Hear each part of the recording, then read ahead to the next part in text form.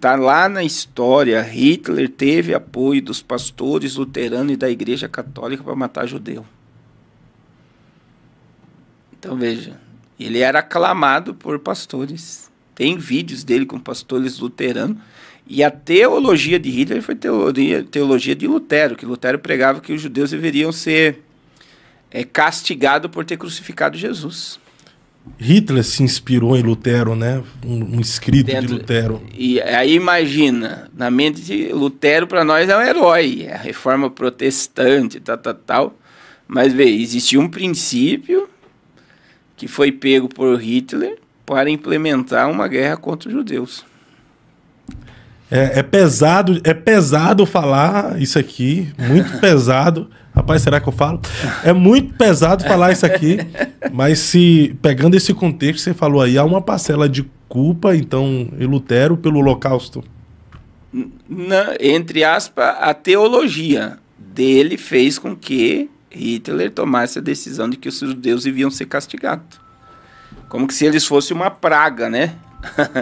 Que deveria ser exterminada. Outra coisa, Fábio, que entra... Aí vamos lá, Hitler teve apoio da Igreja Católica e de pastores evangélicos para implantar. O anticristo vai ter apoio da Igreja Católica e evangélica para... Rapaz, é pesado isso aí. Vai ter? Vai. Da Igreja Católica mentalidade e dos evangélicos. Dos evangélicos? Porque você vê que hoje, eu sempre digo isso, o Lula não quer fechar a igreja. Vai lá na Venezuela ver se Maduro fechou a igreja. Não fechou. Ele comprou os pastores. Não pode falar contra o governo, né?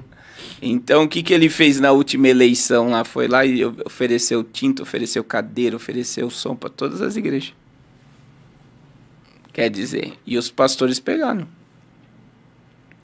E se pegou porque está aliado ao governo. E o que o Lula está tentando fazer?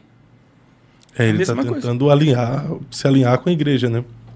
Então você vê que existe um monte de ideias que é a mesma. E eu digo assim hoje, eu vou dizer sem medo de errar. Se o anticristo surgisse hoje, 70% das igrejas evangélicas do mundo seriam aliadas a ele. Será, pastor? Por que o senhor afirma isso? Pelo tipo de evangelho que está sendo pregado, que não é mais evangelho. Igreja hoje, infelizmente, é negócio. Não generalizando, né? Não, por isso que eu disse 70%. Sempre teve um remanescente. Ainda existem muitos pastores, principalmente leais à Bíblia, né? Fiéis a Deus e aos princípios. Que se for necessário morrer pela verdade que carrega, eles vão morrer.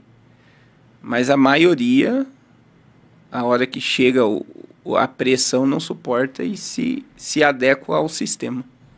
E usa, às vezes, até a Bíblia, né, para se adaptar ao sistema. A Bíblia diz para orar por suas autoridades, ser submisso às suas autoridades. Mas até onde a igreja deve, de fato, ser submisso à autoridade constituída? Até que a autoridade esteja debaixo de um princípio da palavra. Se eu estou num país que não pode pregar o evangelho e Jesus mandou eu pregar, quem que eu vou obedecer? Eu vivo pelo reino e não pelo governo. Mas aí, vale mais a missão do que a vida ou a vida vale mais do que a missão?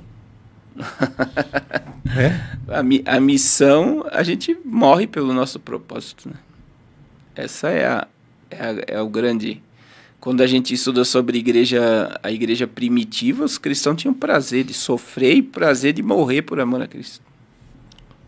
Mas voltemos aí ao início desse podcast, que nós falamos sobre isso. Será que nós estamos igual à igreja primitiva, ansiando, desejando tanto a vinda de Jesus, que nós estamos gritando e gemendo, Maranata, ora vem, Senhor Jesus? Eu penso, por que os apóstolos tiveram pressa em pregar o evangelho, em anunciar o reino? Em praticamente 30 anos eles evangelizaram o mundo da época, né? Atos dos Apóstolos, capítulo 2... onde desceu o Espírito Santo, Atos dos Apóstolos, capítulo 16 e 17.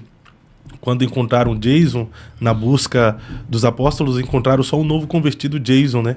E eles levaram o Jason até o Sinédrio para ser julgado, mas gritando, estes que têm permeado o mundo, que têm evangelizado o mundo, chegaram também até nós. Ou seja, 30 anos de história, a igreja primitiva praticamente já tinha evangelizado o mundo todo de sua época. E nós, com todos os recursos que nós temos... tecnologia.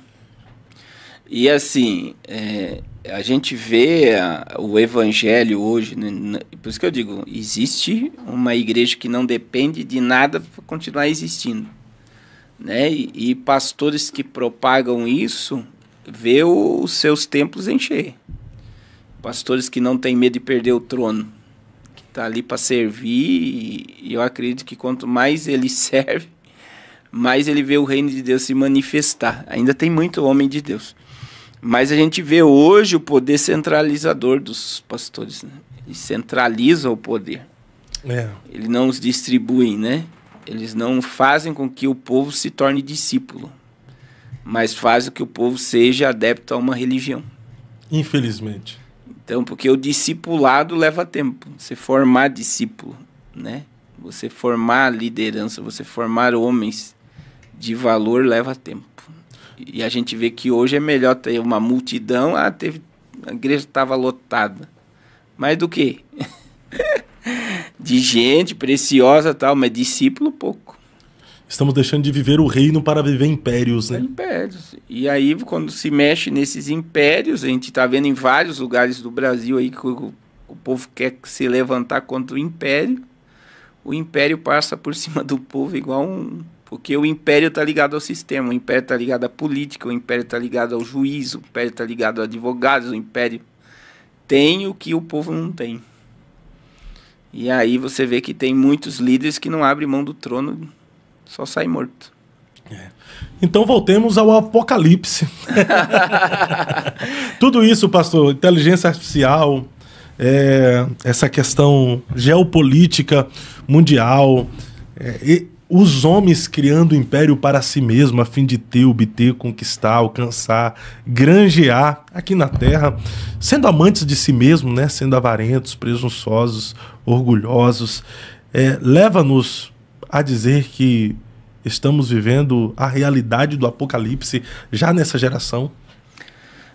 Eu digo que um dos maiores sinais, né, do juízo é como nos dias de Noé, né? O povo não percebia. A arca estava lá, não estava? A arca era o sinal que a chuva ia chegar. Sim. Todo mundo via a arca. Mas ninguém acreditava que aquilo ia acontecer. De repente Noé entrou, Deus fechou a arca. Aí o povo, que não acreditava, passou a acreditar. Tarde demais. É a mesma realidade que nós estamos vendo hoje, né? Porque Jesus disse, como foi nos dias de Noé, assim será também na vinda do Filho do Homem. A gente vê uma geração totalmente desapercebida do que está acontecendo.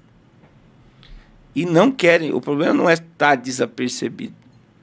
Elas não querem acreditar, né, que existe um monte de quadros. Por exemplo, a Rússia ameaçou gerar apagões. E até o apagão da Espanha lá, alguém está culpando a Rússia, a Europa, né, que pegou Portugal e a Espanha, de ter mexido em questões e gerado aquele apagão. Nós estamos em salas da IA sair fora de controle, e isso vai gerar um apagão. Que existe sala já de insights, por exemplo, se a IA sair fora de controle, o que nós vamos fazer? Se entrar um vírus na rede, o que nós vamos fazer? Eles vão desligar e reiniciar. Não é isso que você faz com o teu celular? Sim. Você faz o backup do computador, não é assim? Desse jeito. Agora imagine um vírus na rede mundial ou você não consegue, de forma alguma, acabar com o problema que a IA eles vão dar um jeito de apagar. E se a IA dar uma doida aí e pegar o dinheiro todo das pessoas que estão no banco, hein? Meu Deus. Tem essa possibilidade de dar uma louca na IA e raspar a grana do pessoal, a grana da gente? Você que tem muita grana no banco aí, pastor. Meu Deus do céu. Misericórdia. Cuidado com a IA. Vou acreditar que isso é uma profecia. Receba, toma posse. O que acontece? Vamos lá, a gente tem um insight de um apagão digital. A gente está com um insight aí, que a Rússia está ameaçando o Reino Unido e a União Europeia, né? Veja, a Alemanha autorizou, os mísseis de longo alcance já foram utilizados, e a Rússia declarou a Alemanha um alvo Por quê? Porque os mísseis de longo alcance da Taurus só o alemão consegue operar. Então, se é um soldado alemão que está operando um míssil contra a Rússia, é a Alemanha que está atacando a Rússia. E aí você vê, a OTAN fez um baita exercício de guerra agora, com mais de 30 navios. O Reino Unido está preparado. Eles mandaram o povo se preparar, né? A União Europeia mandou o povo se preparar na televisão. Nossa. Comprar alimento, lanterna e tal. Pode acontecer alguma coisa.